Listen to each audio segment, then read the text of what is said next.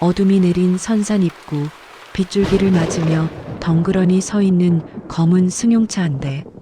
활짝 열린 운전석 문틈으로 희미하게 깜빡이는 휴대폰 불빛만이 주인 없는 차의 존재를 증명하고 있었습니다. 우진아, 엄마야. 대답 좀 해봐. 제발, 어디 있니? 빗물에 반쯤 지워진 발자국들이 폐광 쪽을 향하고 있고 그 옆에는 무언가 끌려간 듯한 자국이 선명하게 남아 있습니다. 늙은 반려견 달래가 비명처럼 짖으며 어둠 속 폐광 입구를 향해 필사적으로 달려갑니다. 그 꿈이, 남편이 고개를 저었던 그 꿈이 이걸 경고했던 거구나.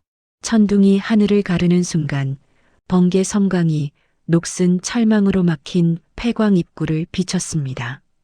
그곳엔 무언가 끔찍한 비밀이 숨겨져 있었고 한 어머니의 긴 싸움이 지금 막 시작되고 있었습니다. 안녕하세요. 오늘도 방문해주신 여러분 복 많이 받으시고요. 구독과 좋아요 부탁드리며 영상 시작하겠습니다. 새벽 4시 박순옥은 숨을 헐떡이며 잠에서 깼습니다. 어둠 속에서 천장을 응시했죠. 심장이 너무 빠르게 뛰었어요.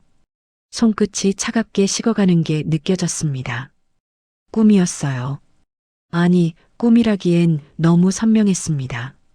돌아가신 남편이 마루 끝에 서 있었어요. 그는 아무 말도 하지 않았습니다. 그저 천천히, 아주 천천히 고개를 저었을 뿐이죠. 순옥은 몸을 일으켜 부엌으로 향했습니다. 찬물을 한 잔 마시고 창밖을 내다봤어요.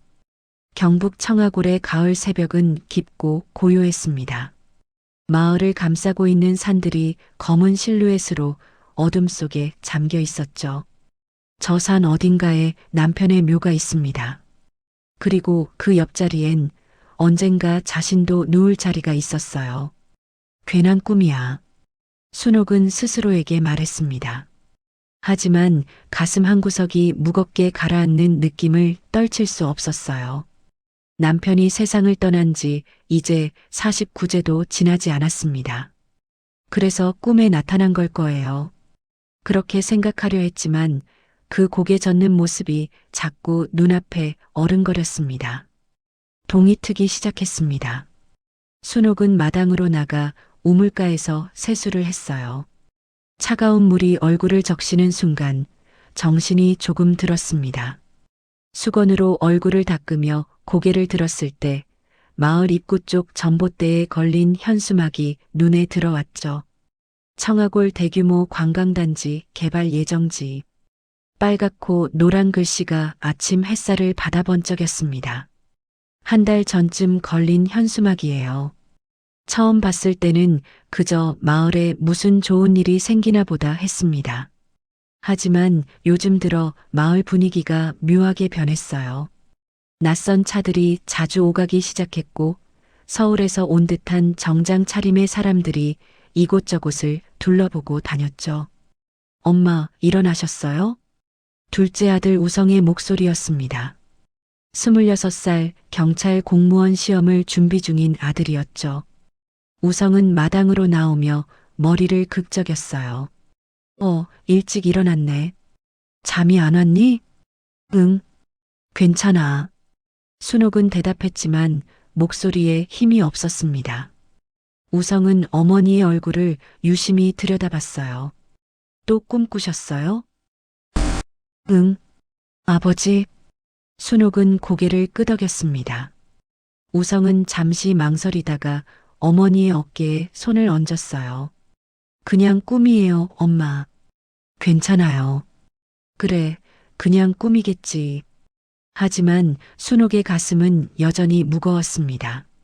아침 8시 서울에서 큰아들 우진이 도착했습니다. 엄마, 차에서 내리는 우진을 보자 순옥의 얼굴에 미소가 번졌어요. 32살 서울에서 변호사로 일하는 큰아들이었습니다.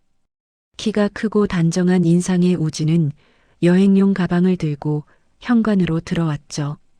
형? 우성이 반갑게 인사했습니다. 형제는 가볍게 포옹했어요. 오랜만이다, 우성아. 공부는 잘 돼? 그럭저럭요. 형은 요즘 어때요? 바쁘지 뭐. 우진은 피곤한 듯 눈을 비볐습니다. 순옥은 아들의 얼굴을 살폈어요. 눈 밑에 그늘이 져 있었고 얼굴이 조금 야위어 보였습니다. 많이 힘들지? 아니에요, 엄마. 괜찮아요. 우진은 웃으며 대답했지만 순옥은 알 수 있었어요. 아들이 무리하고 있다는 걸요. 우진은 항상 그랬습니다. 어려서부터 자신의 힘듦을 내색하지 않는 아이였죠. 점심을 먹은 후 우진이 선산에 갈 준비를 했습니다. 오늘 벌초하고 올게요. 날도 좋고. 트렁크에 예초기와 낫, 물통을 실었어요. 순옥은 김밥과 물을 챙겨주며 물었습니다. 혼자 괜찮겠니? 우성이랑 같이 가지 그래. 아니에요. 저 혼자 할 수 있어요. 우성이는 공부해야죠. 우진이 차에 타려는 순간 마을 입구에서 검은색 대형 승합차 한 대가 천천히 지나갔습니다. 차창이 짙은 선팅으로 가려져 있어 안이 보이지 않았어요. 우진은 그 차를 잠시 바라보다가 고개를 돌렸죠. 저 차들 요즘 자주 보이네요. 응. 개발 관련해서 오는 사람들인가 봐. 순옥이 대답했습니다. 우진은 잠시 생각에 잠긴 표정을 지었어요. 개발이요? 무슨 개발이에요? 저기 현수막 보이지? 관광단지 만든다나 뭐라나. 우진은 마을 입구의 현수막을 바라봤습니다. 그의 눈빛이 미묘하게 변했어요. 변호사로서의 직업적 본능이 작동하는 순간이었죠. 허가는 제대로 받은 건가? 중얼거리는 우진의 목소리가 작았습니다. 순옥은 그 말을 정확히 듣지 못했어요. 뭐라고? 아, 아니에요. 그럼 다녀올게요, 엄마. 우진은 차에 올라탔습니다. 엔진 소리가 조용히 울렸고 차가 천천히 움직이기 시작했어요. 순옥은 손을 흔들었고 우진도 차창 너머로 손을 흔들며 응답했습니다. 차가 시야에서 사라진 후에도 순옥은 한동안 그 자리에 서 있었습니다. 오후 2시가 넘어가고 있었습니다. 순옥은 마당에서 고추를 따고 있었어요. 따뜻한 햇살이 등을 내리쬐고 가을 바람이 부드럽게 불어왔습니다. 평화로운 오후였죠. 하지만 순옥의 마음은 편치 않았어요. 아침의 꿈이 자꾸 떠올랐습니다. 3시가 되었습니다. 4시가 되었어요. 해가 서쪽으로 기울기 시작했습니다. 순옥은 핸드폰을 꺼내 우진에게 전화를 걸었어요. 신호음이 길게 울렸지만 받지 않았습니다. 한 번 더 걸었어요. 역시 받지 않았죠. 이상하네. 순옥은 중얼거렸습니다. 우진은 항상 전화를 잘 받는 아이였어요. 특히 어머니의 전화는 놓치지 않았습니다. 5시가 되자 불안감이 확실해졌습니다. 우성아. 순옥이 집 안으로 들어가며 소리쳤어요. 방에서 공부하던 우성이 고개를 내밀었습니다. 왜요, 엄마? 형한테 전화 좀 해봐. 내 전화를 안 받네. 우성은 핸드폰을 꺼내 형에게 전화를 걸었어요.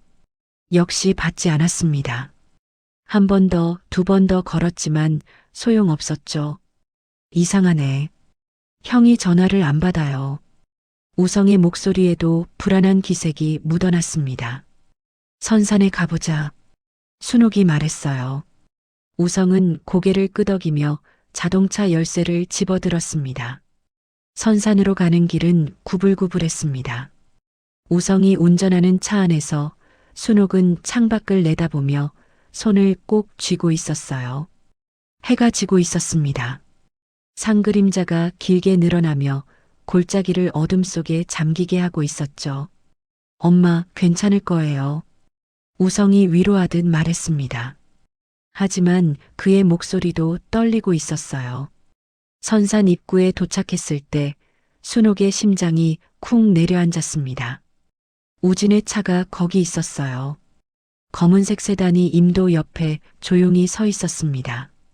차는 잠겨 있었고 주변엔 아무도 없었어요. 우성이 차에서 내려 형의 차 주변을 살폈습니다. 형? 형? 소리쳐 불렀지만 대답이 없었어요. 산속은 고요했습니다. 새소리조차 들리지 않았죠. 순옥은 차 창문으로 안을 들여다봤습니다. 조수석에 우진의 핸드폰이 놓여 있었어요. 화면이 꺼져 있었습니다. 트렁크 열어봐. 순옥이 말했어요. 우성이 망설이다가 돌을 집어들었습니다. 엄마, 창문 깨도 돼요? 어서. 우성이 조수석 창문을 조심스럽게 깼어요. 유리가 산산조각 나며 바닥에 떨어졌습니다. 손을 넣어 문을 열고 트렁크 버튼을 눌렀죠. 트렁크가 천천히 열렸습니다. 그 안에는 예초기가 그대로 있었어요. 낫도 물통도 모두 손대지 않은 채였습니다. 우진이 차에서 내리자마자 어디론가 갔다는 뜻이었죠. 이상해요, 엄마. 형이 벌초를 안 하고 어디 간 거예요? 우성의 목소리에 긴장이 배어 있었습니다. 순옥은 주변을 둘러봤어요. 해가 거의 다 진 산속은 점점 어두워지고 있었습니다. 그때 저 멀리서 개 짖는 소리가 들렸어요. 달래다. 순옥이 말했습니다. 달래는 마을에서 기르는 흰색 진돗개였어요. 순옥네 집에서 태어나 마을 사람들 모두가 보살피는 개였죠. 특히 우진을 따랐습니다. 우진이 어릴 때부터 함께 자란 사이였어요. 개 짖는 소리가 가까워졌습니다. 덤불 사이로 하얀 그림자가 나타났어요. 달래였습니다. 개는 순옥을 보자 꼬리를 흔들었지만 곧 불안하게 낑낑거리기 시작했죠. 달래야, 우진이 어디 있니? 순옥이 개의 머리를 쓰다듬으며 물었습니다. 달래는 잠시 순옥을 올려다보다가 갑자기 몸을 돌려 어둠 속으로 뛰어들었어요. 엄마, 달래를 따라가요. 우성이 손전등을 켜며 말했습니다. 두 사람은 개를 따라 산길로 들어갔어요. 좁은 산길이었습니다. 낙엽이 쌓여 있었고 어둠이 빠르게 내려앉고 있었어요. 손전등 불빛이 나무들 사이를 비추며 흔들렸습니다. 달래는 계속 앞서가며 가끔 멈춰서서 뒤를 돌아봤죠. 따라오라는 듯이요. 10분쯤 걸었을까요? 달래가 갑자기 멈춰섰습니다. 개는 땅을 향해 코를 박고 냄새를 맡더니 격하게 짖기 시작했어요. 우성이 손전등을 그쪽으로 비췄습니다. 땅 위에 발자국이 있었어요. 순옥은 무릎을 꿇고 그 자국을 자세히 살폈습니다. 구두 자국이었어요. 남자 것으로 보이는 크고 선명한 구두 자국이었죠. 그리고 그 옆으로 무언가를 끌고 간 듯한 흔적도 있었습니다. 엄마, 이거. 우성의 목소리가 떨렸습니다. 순옥은 고개를 들어 발자국이 향하는 방향을 봤어요. 어둠 속 저편 마을 사람들이 오래전부터 접근을 꺼려하던 곳이었습니다. 폐광이었어요. 순옥의 손이 떨렸습니다. 아침의 꿈이 떠올랐어요. 남편이 고개를 젓던 모습이요. 그건 경고였습니다. 멈추라는, 더 이상 가지 말라는 경고였던 거예요. 하지만 순옥은 일어섰습니다. 가자. 엄마, 폐광은 위험해요. 경찰을 불러야. 가자. 순옥의 목소리에 단호함이 실려 있었습니다. 우성은 더 이상 말하지 못했어요. 어머니의 그런 목소리를 들어본 적이 없었으니까요. 달래가 다시 앞장섰습니다. 개는 주저없이 폐광 쪽으로 향했어요. 순옥과 우성이 그 뒤를 따랐습니다. 어둠이 점점 짙어졌고 바람이 차갑게 불어왔죠. 폐광 입구가 보였습니다. 오래전 폐쇄된 입구는 낡은 철망으로 막혀 있었어요. 하지만 철망 한쪽이 찢어져 있었습니다. 최근에 누군가 드나든 흔적이었죠. 달래는 그 앞에서 계속 짖었어요. 미친 듯이 필사적으로 짖었습니다. 우성이 손전등으로 갱도 입구를 비췄습니다. 어둠 속에서 무언가 반짝였어요. 구두 자국이 계속 이어지고 있었습니다. 갱도 안쪽으로요. 순옥은 입구를 바라보며 섰습니다. 차가운 바람이 갱도 안에서 불어나왔어요. 어둠이 입을 벌리고 있었습니다. 우진아. 순옥은 작은 목소리로 아들의 이름을 불렀어요. 대답은 없었습니다. 산속은 고요했고 달래의 짖는 소리만이 어둠을 가르며 울려 퍼졌죠. 해가 완전히 졌습니다. 순옥은 핸드폰을 꺼내 들었어요. 화면에 희미한 불빛이 그녀의 얼굴을 비쳤습니다. 떨리는 손가락으로 경찰에 전화를 걸었죠. 여보세요, 경찰서죠? 신고할 게 있습니다. 목소리는 놀랍도록 침착했어요. 하지만 그 눈빛 속엔 무언가 깨어나고 있었습니다. 어머니로서의, 아니 한 여자로서의 본능이었죠. 아들을 지키기 위해서라면 무엇이든 할 수 있다는 그런 본능이요. 달래는 여전히 짖고 있었습니다. 폐광을 향해서요. 그리고 그 어둠 저편 어딘가에 우진이 있었습니다. 살아있기를 순옥은 간절히 기도했어요. 하지만 마음 한구석에선 알고 있었습니다. 이건 단순한 실종이 아니라는 걸요. 무언가 더 큰 일이 벌어지고 있다는 걸요. 산 너머로 달이 떠오르고 있었습니다. 차갑고 창백한 달빛이 폐광 입구를 비췄어요. 철망의 그림자가 땅 위에 길게 늘어졌습니다. 마치 감옥의 창살 같았죠. 순옥은 그 그림자를 내려다보며 주먹을 꽉 쥐었습니다. 이제 시작이었어요. 경찰은 다음 날 아침 일찍 도착했습니다. 순옥은 밤새 한숨도 자지 못했어요. 집 마당에 앉아 폐광 쪽을 바라보며 해가 뜨기를 기다렸죠. 우성은 어머니 옆에서 담요를 덮어드리며 함께 밤을 지샜습니다. 달래도 마당 한구석에 웅크리고 있었어요. 개의 눈은 어둠 속에서 빛났고 때때로 낮게 으르렁거렸습니다. 경찰차 2대가 마을 입구로 들어왔어요. 순옥은 벌떡 일어나 달려갔습니다. 제 아들이 실종됐어요. 어제 선산에 벌초하러 갔다가. 네, 알고 있습니다. 진정하세요.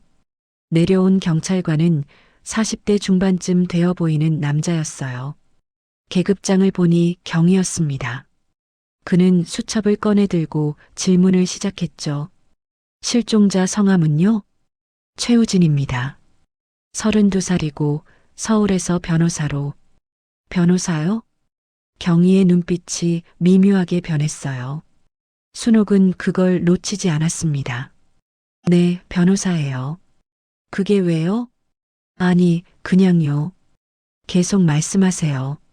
하지만 경희의 태도엔 뭔가 조심스러운 기색이 스며들었어요. 순옥은 가슴이 답답했지만 일단 상황을 설명하기로 했습니다. 우진의 차 발견, 폐광 입구의 발자국, 끌려간 흔적까지요. 경희는 고개를 끄덕이며 기록했습니다. 하지만 그의 표정엔 회의적인 빛이 역력했어요. 폐광까지 가봐야겠네요. 안내해 주시겠습니까? 경찰 4명과 순옥, 우성이 함께 선산으로 향했습니다. 달래도 따라왔어요. 걔는 계속 앞서가며 길을 안내했죠. 폐광 입구에 도착했을 때 아침 햇살이 철망 사이로 비치고 있었습니다. 경희는 손전등으로 입구를 비추며 주변을 살폈어요. 다른 경찰관들도 여기저기를 조사했습니다. 하지만 그들의 움직임은 어딘지 형식적이었어요. 어머님, 이 발자국이 아들 분 거라고 확신하십니까? 아니요. 누군가 다른 사람 거예요. 구두 자국이잖아요. 우진이는 운동화를 신고 왔어요. 그럼 아들분이 이쪽으로 갔다는 증거가 없는 건데요. 경희의 말에 순옥은 숨이 막혔습니다. 하지만 차에 휴대폰도 두고 벌초 도구도 안 쓰고 분명히 무슨 일이 있었던 거예요. 성인 남성의 경우 개인적인 사정으로 잠시 자리를 비우는 경우가 많습니다. 실종 신고는 접수하겠지만 일단 이틀 정도 더 기다려 보시죠. 이틀이요? 순옥의 목소리가 떨렸습니다. 우성이 앞으로 나섰어요. 경희님, 제 형은 그럴 사람이 아니에요. 어머니한테 연락도 없이 사라질 리가 없어요. 그건 그렇겠지만요. 경희는 말끝을 흐렸습니다. 그의 눈빛이 잠시 폐광 입구 쪽으로 향했다가 재빨리 다른 곳으로 돌려졌어요. 마치 보고 싶지 않은 걸 본 것처럼요. 일단 수색은 해보겠습니다. 하지만 이 폐광은 위험해요. 민간인은 들어갈 수 없습니다. 경찰들이 갱도 입구로 들어갔습니다. 손전등 불빛이 어둠 속으로 사라졌어요. 순옥과 우성은 밖에서 기다렸죠. 30분쯤 지났을까요? 경찰들이 나왔습니다. 안에 아무것도 없습니다. 사람이 지나간 흔적도 별로 없고요. 경희가 말했어요. 순옥은 믿을 수 없었습니다. 그럴 리가 없어요. 분명히. 어머님, 진정하세요. 계속 수색은 하겠습니다. 하지만 지금으로선 단서가 없네요. 경찰들이 철수했습니다. 순옥은 그 자리에 주저앉았어요. 무력감이 온몸을 짓눌렀습니다. 엄마. 우성이 어머니의 어깨를 감쌌습니다. 순옥은 고개를 들어 아들을 봤어요. 우성의 눈에도 눈물이 고여 있었습니다. 우리가 직접 찾아야 해. 순옥의 목소리는 낮았지만 단호했어요. 그날 오후 우성은 기자 선배에게 전화를 걸었습니다. 선배 기자 김도연은 지역 신문사에서 일하다가 최근 프리랜서로 독립한 사람이었어요. 탐사보도로 여러 번 상을 받은 경력이 있었죠. 우성은 그에게 상황을 설명했습니다. 형, 이상해요. 경찰 태도가 너무... 전화기 너머로 도연의 목소리가 들렸어요. 요즘 청하골 쪽에 대규모 개발 건이 있다는 소문 들었어. 혹시 내 형이 그 건에 개입했을 가능성은? 개입이라기보단 형이 변호사잖아요. 뭔가 의심스러운 걸 발견했을 수도 있죠. 알았어. 내가 내일 아침에 갈게. 일단 내가 할 수 있는 선에서 조사를 시작해봐. 전화를 끊고 우성은 마을 이장을 찾아갔습니다. 이장 김태수는 7순이 넘은 노인이었어요. 마을에서 태어나 평생을 이곳에서 살아온 사람이었죠. 그는 우성을 보자 한숨을 쉬었습니다. 우진이 일로 왔구나. 네, 이장님. 혹시 최근에 마을에 이상한 일 없었어요? 낯선 사람들이 오간다거나. 태수는 잠시 침묵했습니다. 창밖을 바라보는 그의 눈빛이 복잡했어요. 있긴 했지. 한 달 전부터 검은 차들이 자주 왔어. 처음엔 개발 관계자들인 줄 알았는데. 인데요? 너무 조용하더라고. 마을 사람들이랑 얘기도 안 하고 그냥 산만 둘러보고 가고 밤에도 왔다 갔다 하고 우성의 심장이 빨리 뛰기 시작했습니다. 이장님, 저 좀 도와주실 수 있으세요? 형을 찾아야 해요. 태수는 긴 한숨을 쉬었어요. 주름진 얼굴에 고민의 빛이 역력했습니다. 우성아, 내가 할 수 있는 게 뭐가 있겠니? 정보만 주세요. 마을 사람들이 본 거, 들은 거, 그게 단서가 될 수 있어요. 태수는 고개를 끄덕였습니다. 다음 날 도연이 도착했습니다. 그는 배낭을 메고 카메라를 들고 있었어요. 순옥은 그를 반갑게 맞이했습니다. 와주셔서 고맙습니다. 괜찮아요, 아주머니. 제가 할 수 있는 걸 해보죠. 세 사람은 마을 곳곳을 돌아다니며 주민들에게 물어봤어요. 처음엔 다들 말을 아꼈습니다. 하지만 순옥의 간절한 모습에 하나둘씩 입을 열기 시작했죠. 며칠 전에 폐가 쪽에서 불빛이 보였어요. 슈퍼 주인 아주머니가 말했습니다. 폐가요? 어디 폐가요? 산 중턱에 있는 옛날 광부 숙소요. 오래전에 버려진 곳인데 도연이 지도에 그 위치를 표시했어요. 오후 늦게 그들은 산악구조대 출신인 재훈을 섭외하는데 성공했습니다. 재우는 마을 출신으로 10년간 산악구조 일을 하다가 은퇴한 사람이었어요. 우진이 형 찾는 거라면 당연히 도와야죠. 재우는 등산 장비를 챙기며 말했습니다. 그의 눈빛은 진지했어요. 해질 무렵 네 사람과 달래가 폐가를 향해 출발했습니다. 폐가는 산 중턱, 잡초가 우거진 곳에 숨어 있었어요. 낡은 목조 건물이 비스듬히 기울어져 있었고 창문은 깨져 있었습니다. 주변은 고요했어요. 조심하세요. 바닥이 썩었을 수 있어요. 재훈이 앞장서며 말했습니다. 손전등 불빛이 건물 안을 비췄어요. 먼지가 가득하고 거미줄이 천장에 걸려 있었습니다. 달래가 갑자기 으르렁거렸어요. 개는 마루 한쪽을 향해 코를 박고 냄새를 맡았습니다. 우성이 그쪽으로 다가가 손전등을 비췄어요. 뭔가 있어요. 마루 판자가 다른 것들과 달리 비교적 새 것이었습니다. 재훈이 무릎을 꿇고 판자를 살폈어요. 이거 최근에 덧댄 거네요. 그가 판자를 들어 올렸습니다. 아래로 어둠이 입을 벌리고 있었어요. 계단이 보였습니다. 흙으로 파낸 좁은 계단이 아래로 이어지고 있었죠. 갱도예요. 도연이 숨을 죽이며 말했습니다. 지도에 없는 갱도. 재훈이 중얼거렸어요. 그는 순옥을 돌아봤습니다. 아주머니, 경찰에 신고하는 게 아니요. 순옥이 단호하게 말했습니다. 경찰은 믿을 수 없어요. 우리가 직접 들어가요. 재훈은 잠시 망설이다가 고개를 끄덕였습니다. 그들은 하나씩 계단을 내려가기 시작했어요. 달래도 조심스럽게 따라왔습니다. 갱도는 습하고 차가웠어요. 천장이 낮아서 허리를 굽혀야 했습니다. 손전등 불빛이 벽을 비추며 흔들렸어요.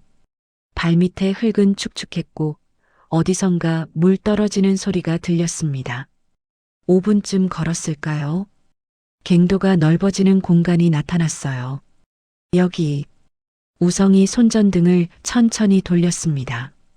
방 한쪽에 낡은 책상과 의자가 있었어요. 벽에는 지도가 붙어 있었고 바닥엔 담배꽁초가 여러 개 널려 있었습니다. 누군가 여기서 작업했네요. 도연이 책상으로 다가갔습니다. 서랍을 열어보니 서류 몇 장이 들어 있었어요. 그는 그걸 꺼내 살펴봤습니다. 이게 땅 도면이에요. 그리고 여기 유물 반출 일정이라고. 그의 목소리가 떨렸습니다. 도굴이네요. 개발을 핑계로 유물을 도굴하고 있었어요. 우성이 다른 서랍을 뒤졌습니다. 그의 손이 무언가를 만졌어요. 차갑고 딱딱한 물건이었죠. 휴대폰이었습니다. 우성은 그걸 꺼내 화면을 켰어요. 배터리는 거의 다 닳아 있었지만 아직 켜졌습니다. 잠금 화면에 형의 얼굴 사진이 보였어요. 형 거예요. 형 휴대폰이에요. 순옥이 달려와 휴대폰을 받아들었습니다. 손이 심하게 떨렸어요. 우진아. 그녀는 휴대폰을 가슴에 안았습니다. 도연이 조심스럽게 말했어요. 아주머니, 안에 뭐가 있는지 봐야 해요. 순옥은 고개를 끄덕이고 휴대폰을 건넸습니다. 다행히 잠금이 걸려 있지 않았어요. 도연이 갤러리를 열었습니다. 사진들이 나왔어요. 어둠 속에서 찍은 듯한 사진들이었습니다. 사람들이 땅을 파고 있었고 그 안에서 도자기 같은 것들이 보였어요. 또 다른 사진엔 트럭에 상자를 싣는 장면이 찍혀 있었습니다. 형이 증거를 확보하려 했던 거예요. 우성의 목소리가 가라앉았습니다. 그래서 잡혔구나. 재훈이 다른 서랍을 뒤지다가 종이 한 장을 발견했어요. 그는 그걸 펼쳐 읽기 시작했습니다. 그의 얼굴이 점점 굳어갔어요. 뭐예요? 순옥이 물었습니다. 재훈은 종이를 건넸어요. 순옥이 손전등 불빛에 비쳐 읽었습니다. 최우진 확보 완료. 처리 방안 강구 중. 당분간 이송 보류. 순옥의 다리에 힘이 풀렸습니다. 우성이 황급히 어머니를 부축했어요. 엄마, 괜찮아요? 살아있어. 우진이가 살아있어. 순옥은 울음을 터뜨렸습니다. 하지만 그 눈빛엔 희망과 동시에 공포가 섞여 있었어요. 처리방안이라는 말이 무엇을 의미하는지 모두 알고 있었으니까요. 아주머니, 이제 정말 경찰에. 도연이 말을 시작했을 때 갱도 입구 쪽에서 소리가 들렸습니다. 모두 숨을 죽였어요. 발소리였습니다. 누군가 계단을 내려오고 있었어요. 재훈이 손으로 조용히 하라는 신호를 보냈습니다. 네 사람은 재빨리 책상 뒤로 숨었어요. 달래도 낮게 웅크렸습니다. 손전등 불빛이 갱도를 비췄어요. 남자 2명이 나타났습니다. 한 명은 덩치가 크고 다른 한 명은 마른 체구였어요. 여기 또 누가 왔던 것 같은데. 덩치 큰 남자가 말했습니다. 그는 책상 쪽을 둘러봤어요. 서랍이 열려 있잖아. 이 새끼들 또 기자나 경찰 보낸 건가? 마른 남자가 악담을 퍼부었습니다. 어차피 증거는 다 치웠어.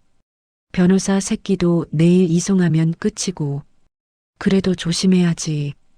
요즘 그 엄마가 계속 경찰서에 들락날락한다며. 경찰은 이미 손봤어. 걱정 마.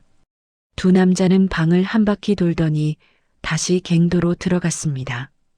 발소리가 점점 멀어졌어요. 한참을 기다린 후 재훈이 고개를 들었습니다. 갔어요. 모두 긴장을 풀었어요. 하지만 지금 들은 대화 내용 때문에 표정이 무거웠습니다. 내일 이송한대요. 우성이 말했습니다. 그 전에 찾아야 해요. 도연이 서류들을 챙기며 말했어요. 일단 나가서 계획을 세웁시다. 그들은 조심스럽게 갱도를 빠져나왔습니다. 폐가를 나와 산길을 내려올 때 밤하늘에 별이 총총히 빛나고 있었어요. 집으로 돌아온 건 밤 10시가 넘어서였습니다. 순옥은 문을 여는 순간 이상한 느낌을 받았어요. 뭔가 달랐습니다. 불을 켰을 때 그녀는 비명을 삼켰습니다. 집안이 난장판이었어요. 장롱은 쓰러져 있었고 서랍은 모두 뒤집혀 있었습니다. 거실 벽에는 붉은 페인트로 큼지막하게 글씨가 쓰여 있었어요. 더 이상 찾지 마라. 우성이 급히 집안을 살폈습니다. 다행히 침입자는 이미 떠난 후였어요. 하지만 집 안 곳곳이 파괴되어 있었습니다. 순옥은 그 글씨를 멍하니 바라봤습니다. 붉은 페인트가 벽을 타고 흘러내리고 있었어요. 마치 피처럼요. 엄마. 우성이 어머니의 손을 잡았습니다. 순옥의 손은 얼음장처럼 차가웠어요. 괜찮아. 우리 괜찮아. 순옥은 되뇌었습니다. 하지만 그 목소리는 떨리고 있었어요. 도연이 경찰에 신고했습니다. 하지만 경찰의 반응은 역시 미온적이었어요. 주거침입 사건으로 접수하겠습니다. 하지만 범인 특정은 어려울 것 같네요. 그게 전부였습니다. 그날 밤 순옥은 또다시 잠들지 못했어요. 창밖을 바라보며 앉아 있었습니다. 달이 구름에 가려져 어두웠어요. 멀리 산 그림자가 보였습니다. 저 어딘가에 우진이 있었어요. 살아있지만 처리되기를 기다리고 있는 아들이요. 순옥은 주먹을 쥐었습니다. 손톱이 손바닥을 파고들었지만 아프지 않았어요. 절대 포기 안 해. 그녀는 어둠을 향해 속삭였습니다. 내가 어디 있든 엄마가 찾아낼 거야. 달래가 순옥 옆에 다가와 앉았어요. 걔는 고개를 어머니의 무릎에 기댔습니다. 따뜻한 체온이 전해졌죠. 순옥은 걔의 머리를 쓰다듬었습니다. 그리고 창밖의 어둠을 응시했어요. 시간이 없었습니다. 내일이면 우진이 이송된다고 했어요. 그 전에 찾아야 했습니다. 하지만 어떻게요? 경찰은 믿을 수 없고 적은 보이지 않는 곳에서 그들을 압박하고 있었어요. 순옥의 가슴에 무언가가 타오르기 시작했습니다. 두려움과 절망 속에서 그보다 더 강한 무언가가 피어오르고 있었어요. 모성이었습니다. 아들을 지키려는 그 어떤 것도 막을 수 없는 본능이었죠. 새벽이 다가오고 있었습니다. 동쪽 하늘이 희미하게 밝아지기 시작했어요. 순옥은 자리에서 일어났습니다. 그리고 방으로 가 우성을 깨웠죠. 우성아. 엄마. 우성이 눈을 비비며 일어났습니다. 이장님한테 가자. 마을 사람들을 모아야 해. 네. 지금요? 응. 경찰이 안 도와주면 우리끼리 해야지. 순옥의 눈빛엔 결의가 서려 있었습니다. 우성은 그 눈빛을 보며 고개를 끄덕였어요.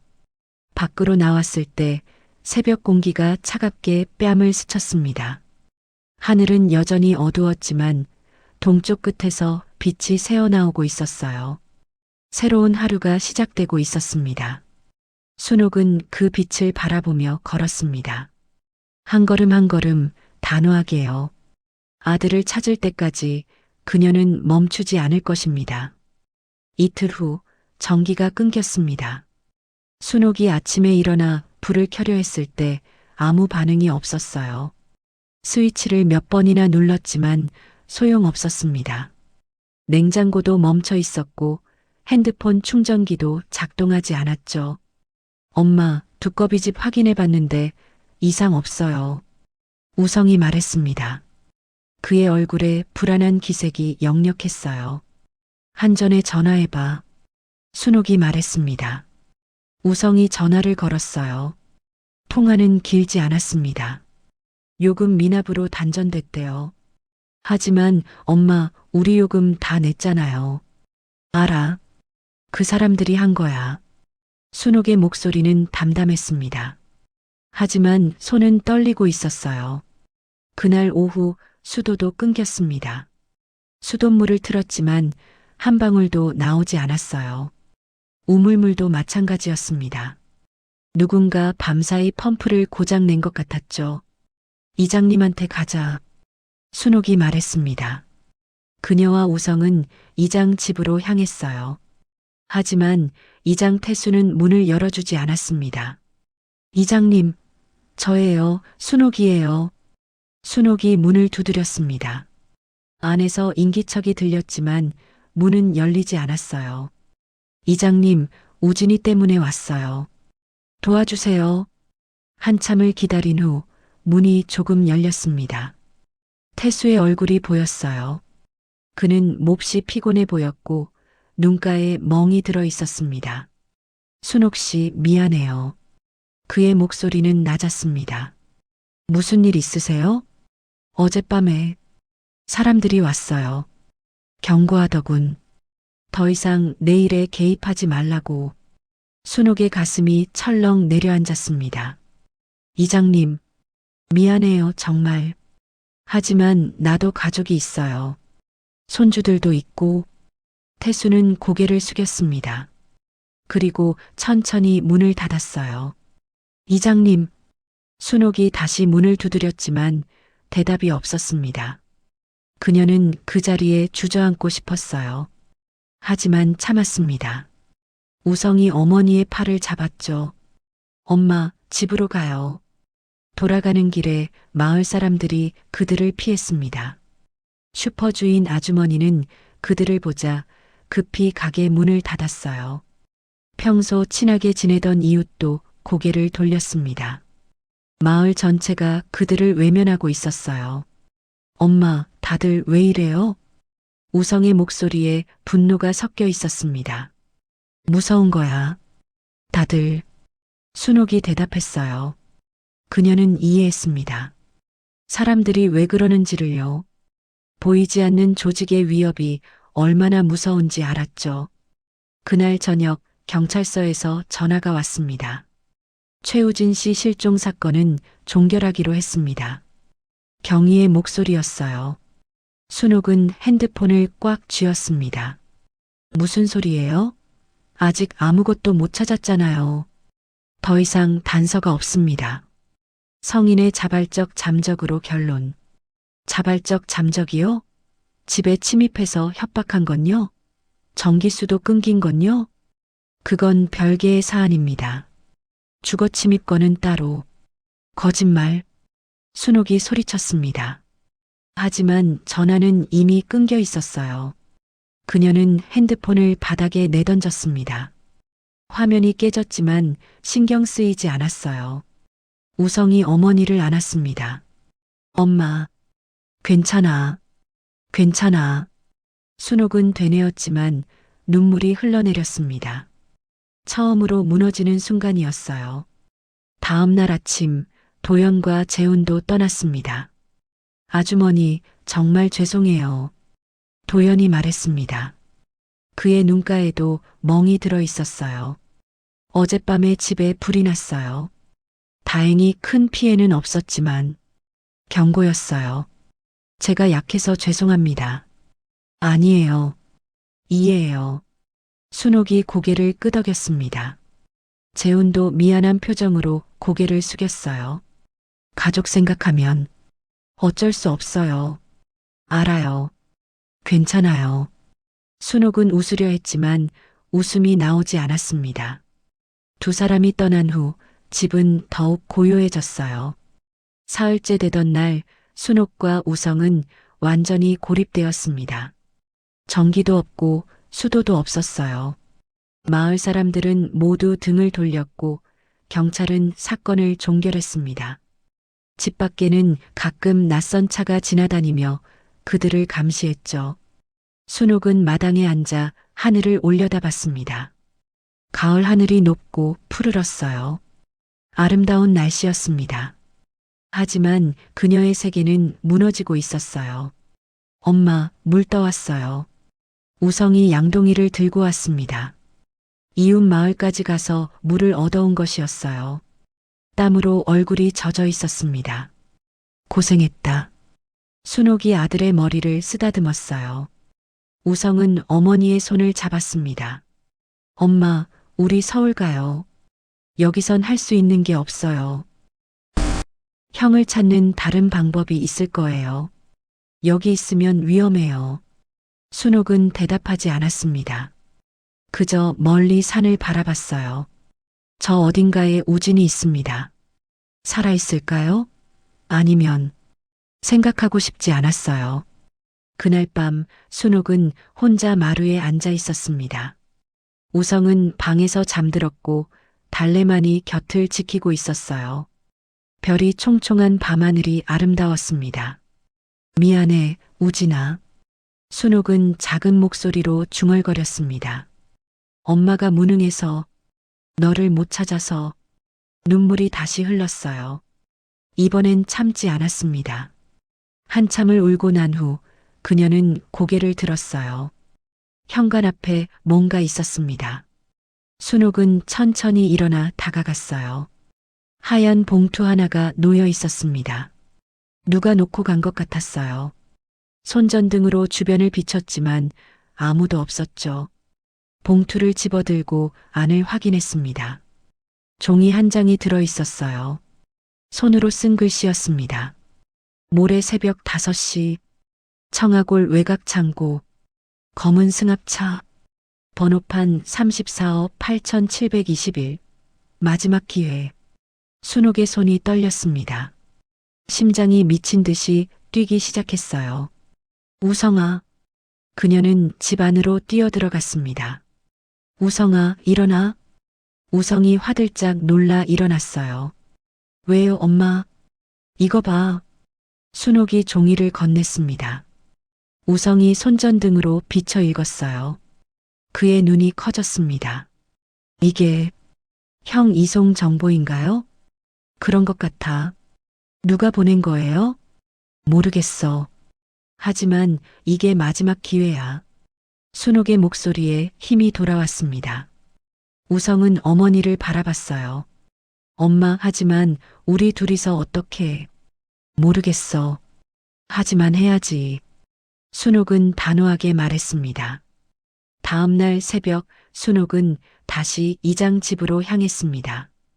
이번엔 뒤로 돌아가 마당 쪽으로 갔어요.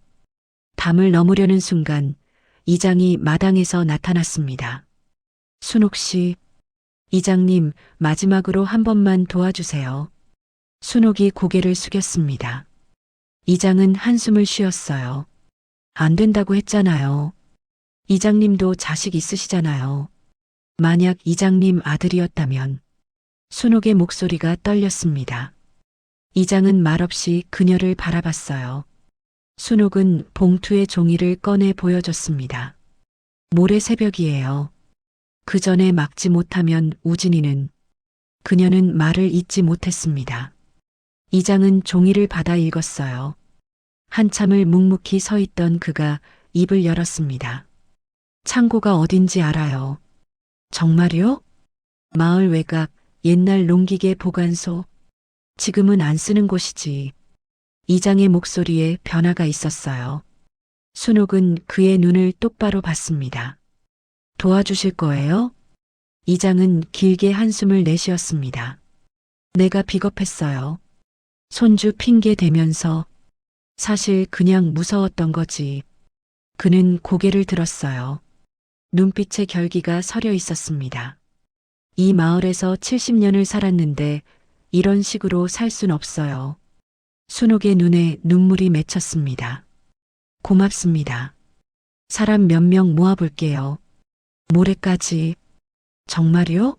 하지만 다들 무서워하는데 내가 설득해보죠. 우리 마을 사람들 겁쟁이만 있는 건 아니에요. 이장의 말에 희망이 싹 텄습니다. 다음 날 이장은 마을을 돌아다녔습니다. 하나씩 조용히 사람들을 만났어요. 대부분 거절했습니다. 하지만 몇몇은 고개를 끄덕였죠. 우진이 어릴 때 내가 과자 많이 사줬는데 구멍가게 주인 할아버지가 말했습니다. 착한 애였어요. 도와야지. 농사 짓는 아저씨도 동참했어요. 이 마을 사람인데 그냥 둘 순 없지. 재훈도 돌아왔습니다. 아주머니, 죄송해요. 다시 왔어요. 그는 미안한 표정으로 순옥 앞에 섰어요. 순옥은 그를 안았습니다. 고마워요. 정말. 저녁 무렵 이장의 집에 20명이 모였습니다. 많지 않았어요. 하지만 이들은 모두 진심이었습니다. 이장이 지도를 펼쳤어요. 여기가 창고예요. 마을에서 나가는 길은 이 길 하나뿐이죠. 그가 도로를 가리켰습니다. 우리가 여기를 막으면 됩니다. 어떻게요? 누군가 물었습니다. 이장이 웃었어요. 트럭으로요. 그날 밤 계획이 세워졌습니다. 마을에 있는 트럭 5대와 승용차 10대를 동원하기로 했어요. 새벽 4시 반에 도로를 봉쇄하고 5시에 승합차가 나타나면 막는 거였습니다. 위험할 수 있어요. 재훈이 경고했습니다. 그 사람들 가만히 있지 않을 거예요. 알아요. 하지만 우진이를 구해야 해요. 순옥이 말했습니다. 모두 고개를 끄덕였어요. 모레 새벽 4시.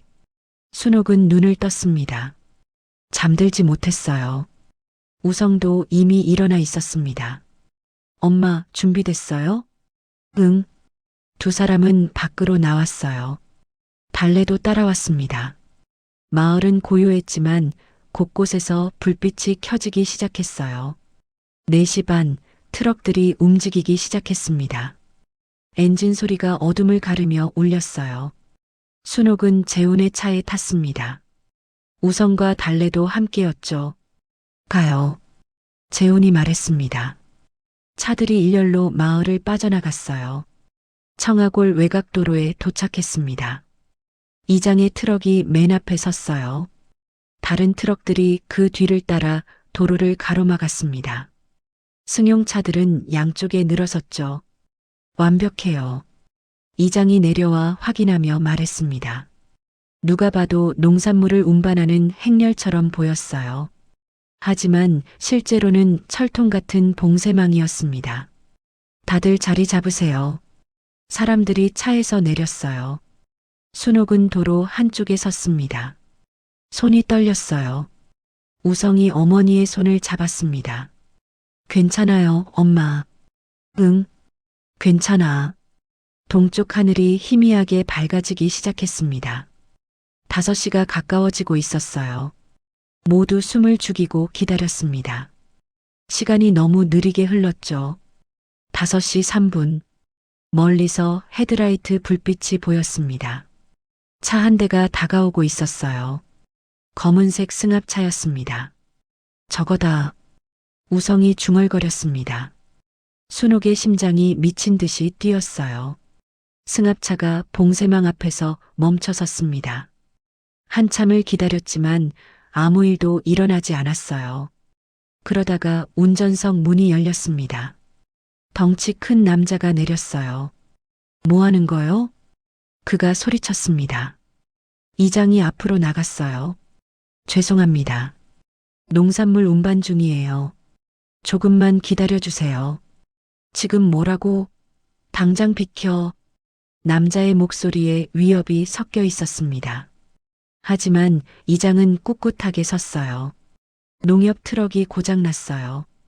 견인차 불렀으니 30분만. 이 새끼가.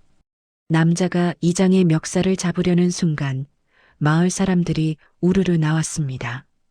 20명이 남자를 둘러쌌어요. 남자는 당황한 표정으로 뒤로 물러섰습니다. 너희들, 뭐 하는 거야? 달래가 갑자기 미친 듯이 짖기 시작했습니다. 걔는 승합차를 향해 달려갔어요. 귀를 쫑긋 세우고 온몸에 털을 곤두세우며 짖었습니다. 달래야! 순옥이 소리쳤습니다. 하지만 걔는 멈추지 않았어요. 승합차 옆에서 미친 듯이 짖고 있었습니다. 순옥은 더 이상 참을 수 없었습니다. 그녀는 사람들 사이를 뚫고 승합차로 달려갔어요. 엄마, 우성이 뒤따라왔습니다. 순옥은 승합차 문을 잡아당겼어요. 열어, 문 열어. 그녀는 소리쳤습니다. 남자가 그녀를 막으려 했지만 재훈이 남자를 제압했어요. 가만 있어. 순옥은 온 힘을 다해 문을 잡아당겼습니다. 문이 열렸어요. 승합차 안은 어두웠습니다. 하지만 뒷좌석에 누군가 누워있는 게 보였어요. 손이 묶여 있고 입에는 테이프가 붙어 있었습니다. 우진아. 순옥이 차 안으로 뛰어들었습니다. 그녀는 아들의 얼굴을 만졌어요. 차가웠습니다. 하지만 숨을 쉬고 있었어요. 우진아, 엄마야. 엄마. 순옥은 테이프를 떼어냈습니다. 우진의 입에서 신음이 새어나왔어요. 우진아, 정신 차려. 엄마야. 하지만 우진은 눈을 뜨지 못했습니다. 약물에 취한 것 같았어요. 119 불러요. 우성이 소리쳤습니다. 누군가 전화를 걸었어요. 그때 멀리서 사이렌 소리가 들렸습니다. 경찰차 여러 대가 다가오고 있었어요. 하지만 이번엔 다른 경찰들이었습니다. 특별수사팀이었죠. 모두 손들어. 경찰들이 승합차를 둘러쌌습니다. 덩치 큰 남자와 차 안의 다른 사람들이 체포되었어요. 아주머니, 괜찮으세요? 한 경찰관이 순옥에게 다가왔습니다. 제보 감사합니다. 덕분에. 제보요? 순옥은 이해하지 못했어요. 경찰관이 설명했습니다. 익명 제보가 들어왔어요. 도굴 조직과 납치 사건 관련해서요. 증거도 함께 왔고요. 누가요? 모릅니다.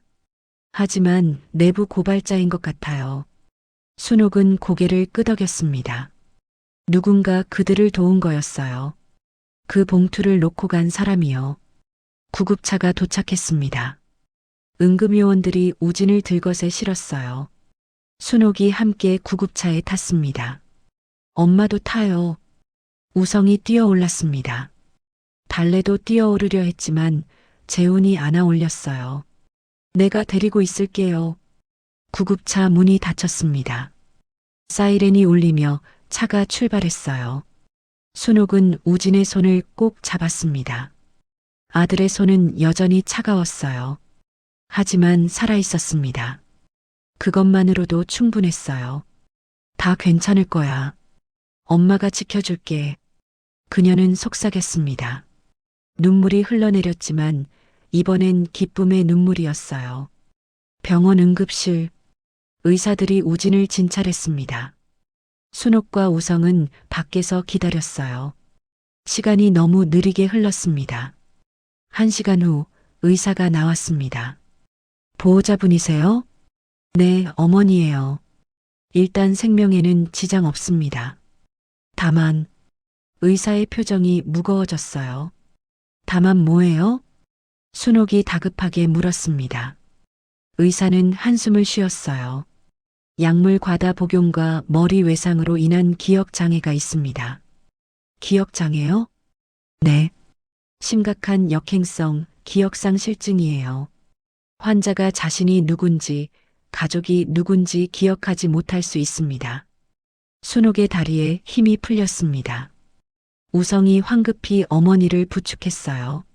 얼마나 심각한 거예요? 지금으로선 알 수 없습니다.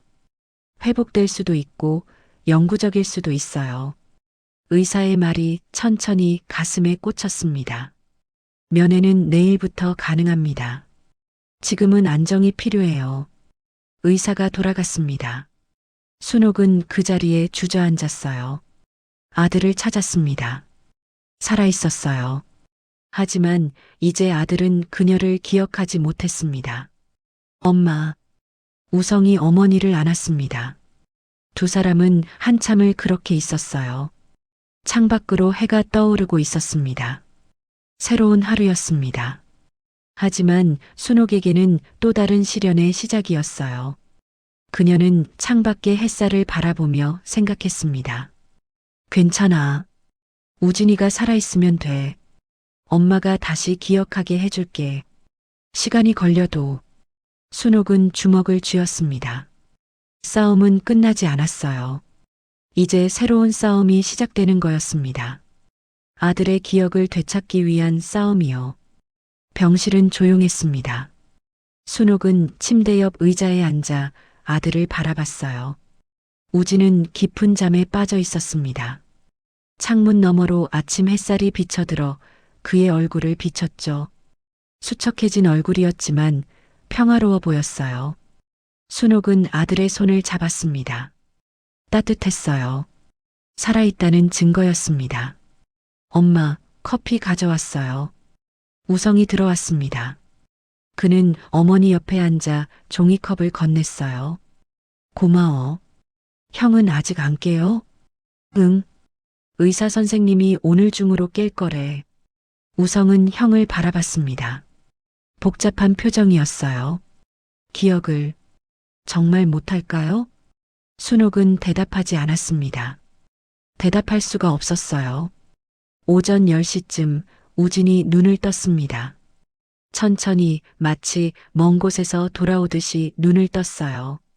순옥은 벌떡 일어나 아들의 얼굴을 들여다봤습니다. 우진아, 엄마야. 알아보겠니? 우진은 순옥을 바라봤습니다. 그 눈빛은 텅 비어 있었어요. 낯선 사람을 보는 눈빛이었습니다.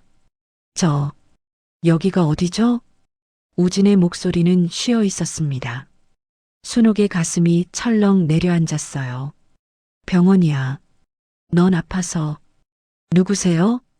그 질문이 순옥의 심장을 찔렀습니다. 엄마야. 내 엄마. 우진은 고개를 갸우뚱했어요.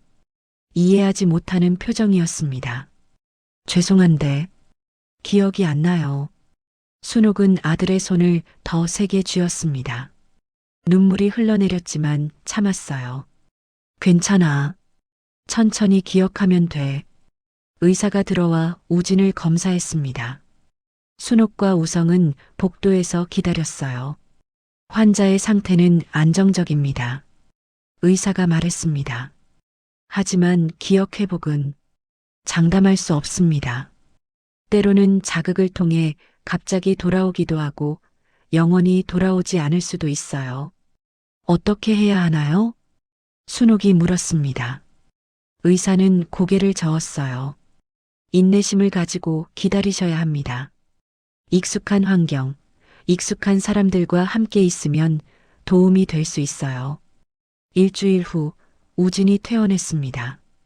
집으로 돌아오는 차 안에서 우진은 창밖을 멍하니 바라봤어요. 순옥이 마을 어귀에 들어서자 우진에게 말했습니다. 여기가 내가 태어난 마을이야. 그렇군요. 우진의 대답은 건조했습니다. 감정이 실려 있지 않았어요. 집에 도착했을 때 달래가 뛰어나왔습니다. 흰 진돗개는 우진을 보자 미친 듯이 짖으며 달려왔어요. 우진은 놀라 뒤로 물러섰습니다. 달래야 안 돼. 순옥이 개를 말렸습니다. 달래는 우진 주위를 빙빙 돌며 냄새를 맡았어요. 그리고 슬픈 소리로 낑낑거렸습니다. 이 개는 너를 아주 좋아했어. 순옥이 설명했습니다. 우진은 달래를 내려다봤어요. 달래. 내 이름이 달래구나. 그가 손을 내밀었습니다. 달래는 그 손을 핥았어요. 우진이 희미하게 미소 지었습니다. 착하네. 그 작은 미소가 순옥에게 희망을 주었어요. 시간이 흘렀습니다. 한 달, 두 달, 석 달. 순옥은 매일 우진에게 얘기했어요. 어릴 적 이야기, 가족 이야기, 마을 이야기. 우진은 조용히 들었지만 반응은 없었습니다. 오늘 엄마가 내가 좋아하던 잡채 만들었어. 맛있네요. 감사합니다. 넌 어릴 때 잡채만 보면 죄송해요. 기억이 안 나요. 같은 대화가 반복되었습니다. 순옥은 지치지 않았어요. 포기하지 않았습니다. 우성은 경찰 시험에 합격했습니다. 형, 나 합격했어. 우성이 말했습니다. 우진은 고개를 끄덕였어요. 축하해. 형 덕분이야. 형이 없었으면 내가 뭘 했는데? 우성의 얼굴이 어두워졌습니다. 형은 정말 아무것도 기억하지 못했어요. 1년이 지났습니다. 우진은 차츰 일상에 적응했어요. 마을 사람들과 인사를 나누고 집안일을 도왔습니다. 하지만 여전히 낯선 사람 같았어요. 가족이라기보다는 친절한 동거인 같았습니다. 순옥은 밤마다 울었습니다. 아무도 보지 않는 곳에서요. 우성이 때때로 그런 어머니를 발견하곤 했지만 모른 척했어요. 어머니의 자존심을 지켜주고 싶었으니까요. 2년째 우진이 일을 시작했습니다. 마을 도서관에서 자원봉사를 했어요. 책을 정리하고 아이들을 도왔습니다. 순옥은 그런 아들을 멀리서 지켜봤어요. 변호사 일은 다시 못하겠어요. 우진이 어느 날 말했습니다. 법도 기억 안 나고 모든 게 처음부터 다시 배워야 해요. 괜찮아. 천천히 하면 돼. 엄마. 제가 엄마라고 부르는 게 이상하지 않으세요? 순옥은 고개를 저었습니다. 아니야. 넌 내 아들이야. 하지만 전 엄마를 엄마로 느끼지 못해요. 그냥 고마운 분이에요. 순옥의 가슴이 아팠습니다. 하지만 웃었어요. 그것만으로도 충분해. 3년째 마을에 변화가 왔습니다. 도굴 조직이 완전히 검거되었고 개발 계획도 백지화되었어요. 마을은 다시 평화를 되찾았습니다. 이장 태수가 순옥의 집을 찾아왔어요. 순옥 씨, 우진이 좀 어때요? 그냥, 그래요. 순옥의 대답에 태수가 한숨을 쉬었습니다. 미안해요. 내가 진작에 도왔더라면. 아니에요. 이장님이 없었으면 우진이를 못 찾았을 거예요. 그래도 태수는 우진을 바라봤어요. 마당에서 달래와 놀고 있는 우진이 보였습니다. 저렇게 웃는 모습이라도 볼 수 있어서 다행이에요. 순옥이 말했습니다. 태수는 고개를 끄덕였어요. 4년째 우성이 결혼했습니다. 작은 결혼식이었어요. 우진도 참석했습니다. 그는 축사를 했어요. 동생의 결혼을 축하합니다. 비록 함께한 기억은 없지만 좋은 형이 되도록 노력하겠습니다. 객석에서 사람들이 눈물을 닦았습니다. 순옥도 울었어요. 식이 끝난 후 우진이 순옥에게 다가왔습니다. 제가 이상한 말 했나요? 사람들이 다 울던데. 아니야. 좋은 말이었어. 엄마도 우시잖아요. 행복해서 그래. 우진은 고개를 갸우뚱했지만 더 묻지 않았습니다. 5년째 가을이 왔습니다. 순옥은 어느 날 우진에게 제안했어요. 우진아, 같이 선산벌초 갈래? 우진은 잠시 생각하더니 고개를 끄덕였습니다. 네, 가죠. 5년 만이야. 내가 마지막으로 간 게. 순옥은 말을 멈췄습니다. 우진은 아무 표정 없이 서 있었어요. 그날 아침 세 사람이 출발했습니다. 순옥, 우진, 그리고 늙은 달래. 걔는 이제 10살이 넘었어요. 털에 흰 털이 많이 섞였고 걸음도 느렸습니다. 달래도 늙었네. 우진이 말했습니다. 달래는 우진 옆을 걸으며 가끔 그를 올려다봤어요. 선산에 도착했을 때 가을 햇살이 따사로웠습니다. 나무들이 울긋불긋 물들어 있었어요. 순옥은 아버지 묘 앞에 섰습니다. 아버지, 우진이 데려왔어요. 그녀는 묘비를 쓰다듬었습니다. 우진은 묵묵히 절을 했어요. 순옥이 예초기를 꺼내려 하자 우진이 말했습니다. 제가 할게요. 괜찮겠니? 네. 익숙해요. 요즘 도서관 마당도 제가 정리하거든요. 우진은 예초기를 들고 묘 주변을 정리하기 시작했어요. 능숙한 손놀림이었습니다. 순옥은 그런 아들을 지켜봤습니다. 1시간쯤 지났을까요? 벌초가 거의 끝나갈 무렵이었어요. 엄마, 저기 바위 너머도 가봐야 해요? 우진이 물었습니다. 묘 뒤편에 큰 바위가 하나 있었어요. 순옥의 심장이 뛰기 시작했습니다. 그곳이었습니다. 우진이 실종되었던 곳이었어요. 응, 가보자. 두 사람은 바위 쪽으로 걸어갔습니다. 달래도 따라왔어요. 걔는 갑자기 멈춰서서 바위를 응시했습니다. 우진이 바위 앞에 섰습니다. 그 순간 그의 얼굴이 일그러졌어요. 마치 고통스러운 것처럼요. 우진아, 괜찮니? 순옥이 다가갔습니다. 우진은 머리를 감싸쥐었어요. 머리가 아파요. 앉아. 여기 앉아. 순옥이 아들을 부축했습니다. 그때 달래가 움직였어요. 늙은 개는 바위로 걸어가 코를 바위에 댔습니다. 그리고 낑낑거리며 우진을 돌아봤어요. 우진은 달래를 바라봤습니다. 개와 눈이 마주쳤어요. 달래의 눈에서 눈물이 흘러내렸습니다. 개가 우는 것 같았어요. 달래. 우진이 중얼거렸습니다. 그는 천천히 일어나 개에게 다가갔어요. 너, 날 알아보는 거니? 달래가 꼬리를 흔들었습니다. 우진은 무릎을 꿇고 개를 안았어요. 달래야. 그의 목소리가 떨렸습니다. 손이 개의 머리를 쓰다듬었어요. 그러다가 멈췄습니다. 우진은 천천히 바위로 다가갔습니다. 손을 뻗어 바위를 만졌어요. 차갑고 거친 표면이었습니다. 그 순간 무언가가 터졌어요. 기억이었습니다. 플래시처럼 스쳐 지나가는 장면들. 이 바위, 달래의 짖음, 엄마의 목소리, 동생의 얼굴, 어둠, 공포, 그리고 엄마. 우진의 입에서 말이 흘러나왔습니다. 목소리가 달랐어요. 5년 전의 목소리였습니다. 순옥은 숨을 죽였습니다. 우진이 천천히 돌아섰어요. 그의 눈에 눈물이 고여 있었습니다. 그 눈빛이 달랐어요. 텅 비어 있던 눈빛이 아니었습니다. 달래야, 너 달래구나. 우진은 떨리는 목소리로 말했습니다. 내가 기억해. 너랑 여기서 놀았어. 어릴 때. 달래가 낑낑거리며 우진의 다리에 몸을 비볐습니다. 우진은 걔를 안아 올렸어요. 넌 늙었구나. 미안해, 달래야. 내가 잊고 있어서.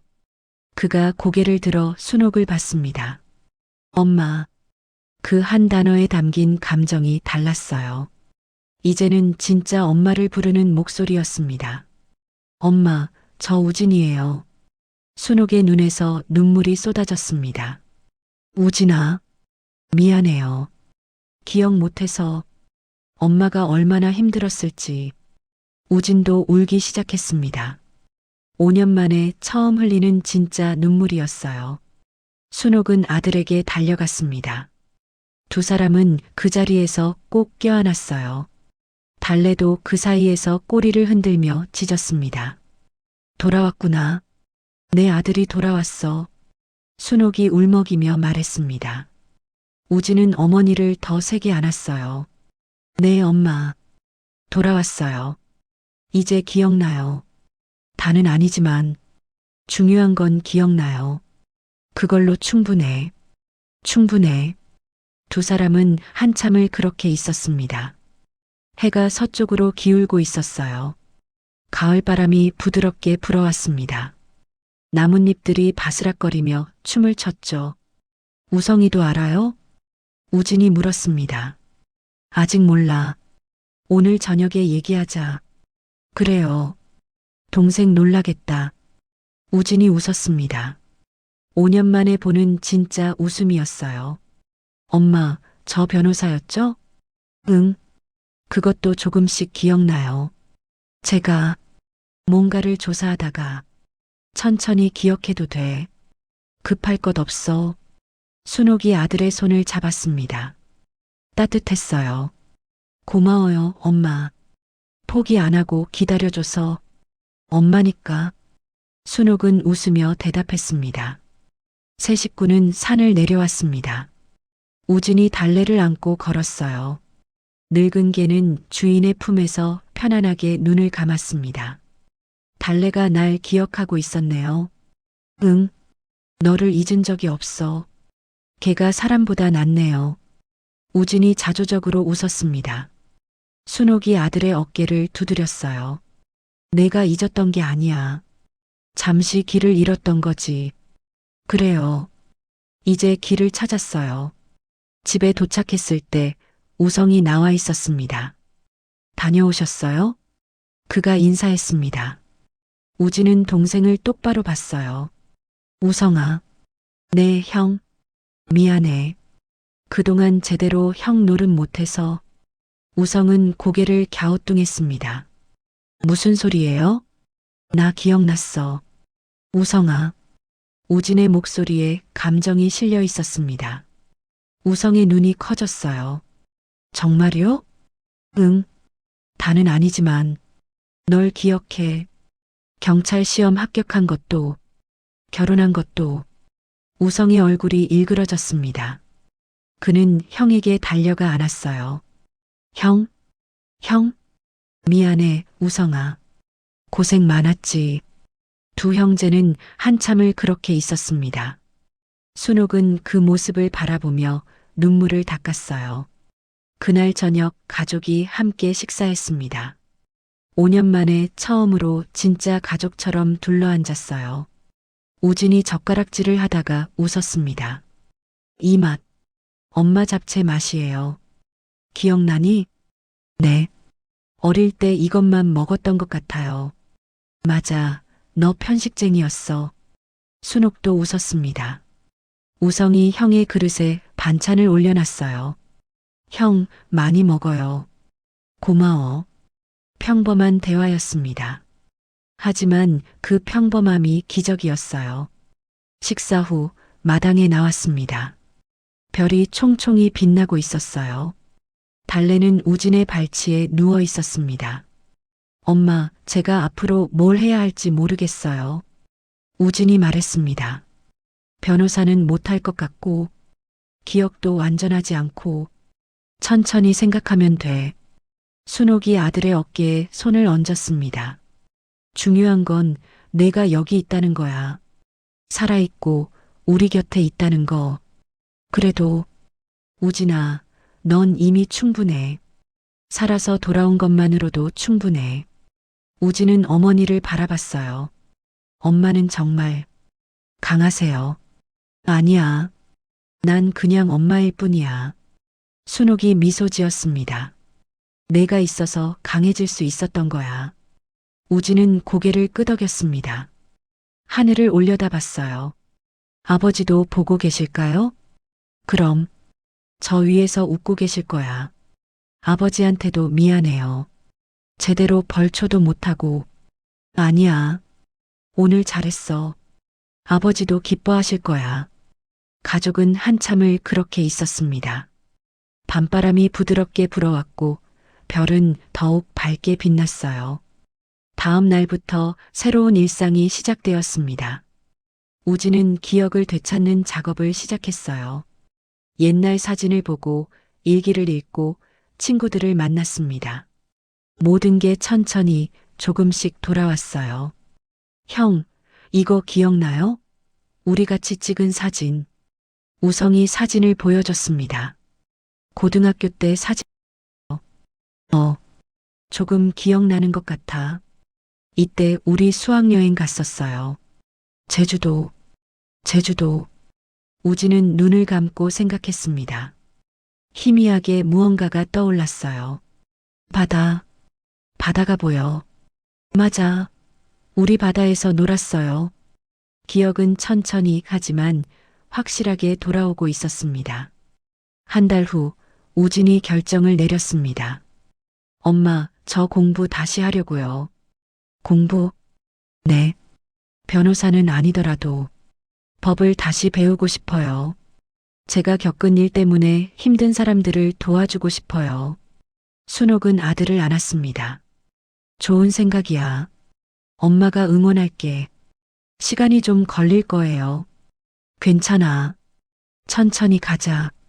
우진은 고개를 끄덕였습니다. 계절이 바뀌었습니다. 겨울이 지나고 봄이 왔어요. 선산에 진달래가 피었습니다. 순옥과 우진은 다시 선산을 찾았어요. 엄마, 여기 꽃 예쁘네요. 내 아버지가 좋아하셨어. 그랬나요? 응. 돌아가시기 전에 여기 진달래 보고 싶다고 하셨어. 우진은 꽃을 꺾어 묘 앞에 놓았습니다. 아버지, 저 이제 괜찮아요. 걱정 마세요. 바람이 불어왔어요. 마치 대답하는 것처럼요. 엄마, 제가 꿈이 있어요. 무슨 꿈? 이 마을에 법률 상담소를 만들고 싶어요. 무료로요. 순옥의 눈이 반짝였습니다. 좋은 생각이야. 저처럼 억울한 일 당하는 사람들이 없었으면 좋겠어요. 꼭 그렇게 될 거야. 우진은 어머니의 손을 잡았습니다. 엄마 고마워요. 정말. 뭐가 고마워. 모든 게요. 저를 포기 안 하고 5년을 기다려 주시고. 그게 엄마니까. 순옥이 웃었습니다. 우진도 웃었어요. 두 사람은 산을 내려왔습니다. 마을이 내려다 보였어요. 평화로운 풍경이었습니다. 연기가 피어오르고 사람들이 오가고 아이들이 웃었죠. 좋은 마을이에요. 우진이 말했습니다. 응, 좋은 마을이야. 여기서 계속 살고 싶어요. 그래, 여기가 내 집이야. 집에 도착했을 때 달래가 반겼습니다. 늙은 개는 여전히 우진을 따랐어요. 우진은 개를 안아 올렸습니다. 달래야, 고마워. 내가 날 깨워줘서. 달래가 우진의 얼굴을 핥았습니다. 우진이 웃었어요. 간지러워. 그 웃음소리가 마당에 울려 퍼졌습니다. 순옥은 그 모습을 바라보며 눈시울을 붉혔어요. 하지만 이번엔 슬픔의 눈물이 아니었습니다. 감사의 눈물이었어요. 아들이 돌아왔습니다. 완전하지는 않지만 그래도 돌아왔어요. 그걸로 충분했습니다. 해가 지고 있었습니다. 서쪽 하늘이 붉게 물들었어요. 순옥은 마루에 앉아 그 풍경을 바라봤습니다. 우진이 옆에 앉았어요. 엄마, 생각해봤는데. 응? 제가 잃어버린 5년이 아깝지 않아요. 왜? 그 시간 덕분에 진짜 중요한 게 뭔지 알았거든요. 우진이 어머니를 바라봤습니다. 가족이요. 사랑이요. 그리고 포기하지 않는 거요. 순옥은 아들의 손을 잡았습니다. 너도 이제 다 컸구나. 엄마 덕분이에요. 아니야. 내 안에 있던 힘이야. 두 사람은 웃으며 석양을 바라봤어요. 선산의 그림자가 길게 늘어나고 있었습니다. 하지만 이제 그 그림자는 무섭지 않았어요. 오히려 포근했습니다. 그림자 속에서 빛을 찾았으니까요. 어둠 속에서 희망을 발견했으니까요. 그리고 무엇보다 가족이 함께였으니까요. 별이 하나둘 떠오르기 시작했습니다. 순옥은 하늘을 올려다봤어요. 남편이 있는 곳이었습니다. 여보, 우진이 돌아왔어요. 우리 아들 돌아왔어요. 그녀는 마음속으로 말했습니다. 별이 더 밝게 빛나는 것 같았어요. 우진이 일어섰습니다. 엄마, 들어가요. 추워요. 그래. 순옥도 일어섰습니다. 두 사람은 집 안으로 들어갔어요. 따뜻한 불빛이 창문으로 새어나왔습니다. 마당에 홀로 남은 달래가 하늘을 올려다봤습니다. 개는 잠시 그렇게 서 있다가 천천히 집 안으로 들어갔어요.